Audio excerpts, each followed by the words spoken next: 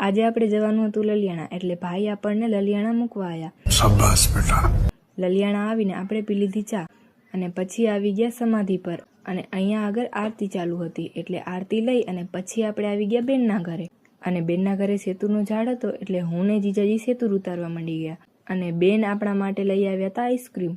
અને અહીંયા ચાલુ હતી કંઈક સિરિયસ વાત, અને મારાથી તો સિરિયસ રહેવાય નહીં, એટલે હું આવી ગઈ બારે મોઢું ધોવા.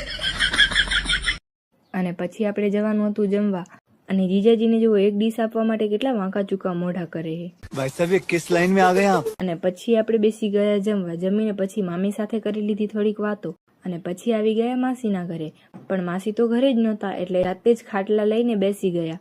એટલામાં તો માસી આવી ગયા, અને પછી માસીએ પીવડાવી દીધી મસ્ત ચા. અને અહીંયા આગળ મને કેરીનું ઝાડ દેખાડ, પણ કેરી લેવા રોકાવું ને તો આ બધા મને મૂકીને જતા. रुको जरा सबर करो.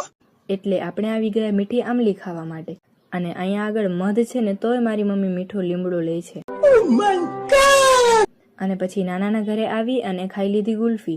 અને છેલ્લા 3 કલાકથી અમે નાના સાથે વાતો કરતા હતા, પણ ખબર નહીં નાના સાથે ગમે તેટલી વાતો કરીએ ને તો મન ભરાય જ નહીં.